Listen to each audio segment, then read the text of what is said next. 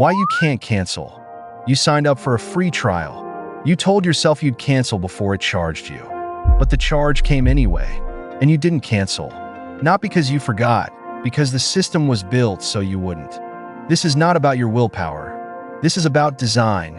Subscription models are one of the most psychologically sophisticated revenue systems ever built. And most people are inside one or several right now without fully realizing the mechanics at work. Today's video is about one mechanism, the architecture of friction and obligation that makes canceling feel harder than staying. Let's name the mechanism first. It's called a dark pattern. A dark pattern is a user interface design choice that steers you toward an action that benefits the company, not you. Researcher Harry Brignull coined this term in 2010. He cataloged dozens of interface tricks designed to deceive, and automatic subscription renewal sits near the top of his list. The auto-renewal is the engine of the whole system. When you sign up, the default is almost always on. You have to actively choose to turn it off, and that small asymmetry is doing enormous work. That asymmetry has a name in behavioral economics.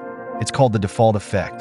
Behavioral economist Richard Thaler, who won the Nobel Prize in Economics in 2017, showed that whatever option is set as the default, most people stick with it. Not because they're lazy, because the brain reads a pre-selected option as a social signal. Someone already decided this is the right choice. Changing it feels like going against the grain. So you leave it ticked, you move on, and the machine quietly starts counting down to your first charge. Now here is where the design gets more sophisticated. The free trial period is not just generosity. It is a psychological investment window. During those 7 or 14 or 30 days, you build a playlist. You customize your profile. You connect your account to other apps. You invest time and attention. And then, when the trial ends, canceling doesn't just mean stopping a payment. It means losing everything you built. Psychologists call this the sunk cost effect. The more you've put in, the harder it is to walk away. This is not irrational. It is deeply human. Your brain is wired to protect prior investment. It's an ancient survival instinct that subscription designers have learned to exploit with precision. Picture this. It is 11 at night. Your trial ends tomorrow. You tell yourself you'll cancel in the morning, but the notification badge is already gone from your screen. The reminder email? It landed in promotions. That is not always an accident. Observers of subscription UX have noted that reminder emails often arrive when users are least likely to act. And whether by algorithm or design, they frequently end up in promotional folders. And when you do try to cancel the next morning, what do you find? Settings, then account, then membership, then manage plan, then a page that offers you a discounted plan, then a button that says continue cancellation in small gray text next to a large bright button that says keep my benefits. This design pattern has a name, the Roach Motel. Easy to get in, hard to get out.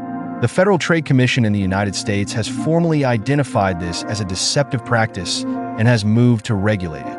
In 2023, the FTC proposed what it called the click-to-cancel rule. If a company makes it easy to sign up with one click, cancellation must be equally easy. One click to leave. The fact that a law had to be proposed to make cancellation as easy as sign up tells you everything about how deliberately the friction was built in the first place. But friction is only one layer. The deeper layer is emotional. And this is where the psychology becomes genuinely fascinating. Behavioral scientists Daniel Kahneman and Amos Tversky established through decades of research that losses feel roughly twice as powerful as equivalent gains. This is called loss aversion. Subscription designers use this directly. When you hover over the cancel button, you are shown what you will lose. Your watch history, your saved playlists, your personalized recommendations. Not what you'll save, what you'll lose. The language is carefully chosen. Cancel and lose your benefits versus end subscription. One triggers loss aversion. The other is neutral. Companies test both, and they know which one works. There is even a specific dark pattern name for this, the confirm shaming. It is when the no thanks option is written to make you feel guilty for choosing it. No thanks, I don't want to save money. No, I prefer to pay full price. You feel the pull even knowing it's manipulative. That's the point. The design works on your emotional system before your rational system has a chance to weigh in. Now let's talk about the third move, scarcity and urgency. This one is used at the sign-up stage to accelerate commitment before your brain fully evaluates the cost. Cialdini's foundational research on influence identified scarcity as one of the most reliable triggers of compliance. When something appears limited or time-bound, the brain shifts into acquisition mode, and critical evaluation drops. Subscription pages use this constantly. Offer ends in 48 hours. Price goes up after today. Only available at this rate for new members. The urgency is often manufactured, but your brain cannot tell the difference in the moment. And once you've committed, once you've entered your card details, the mental accounting shifts. You've already paid. The question is no longer, should I subscribe? It becomes, am I using this enough to justify it? That shift is intentional.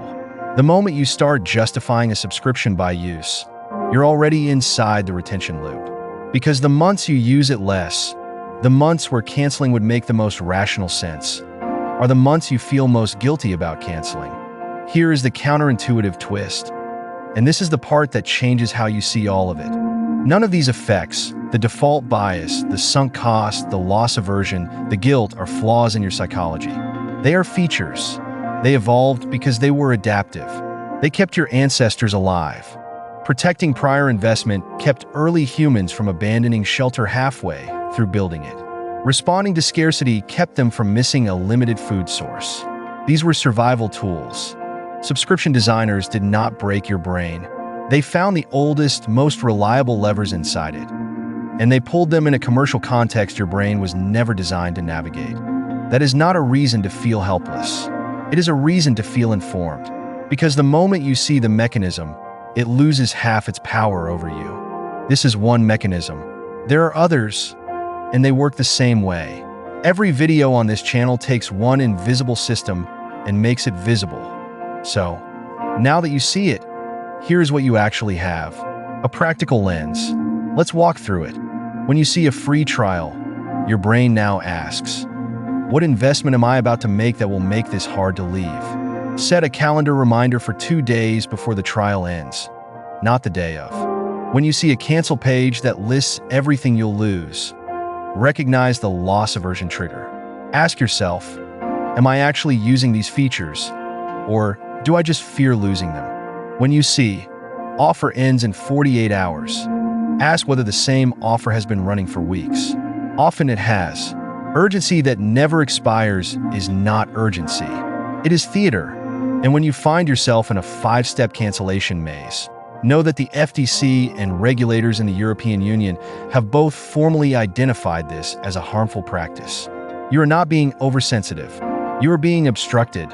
The European Union's Digital Services Act and related consumer protection directives have placed increasing pressure on platforms to make cancellation straightforward.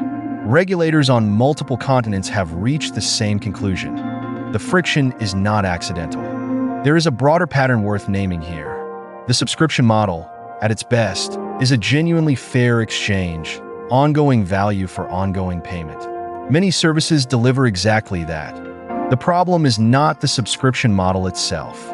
The problem is when the model is engineered specifically to extract payment from people who would leave if leaving were easy. That is a different product. That is a retention trap.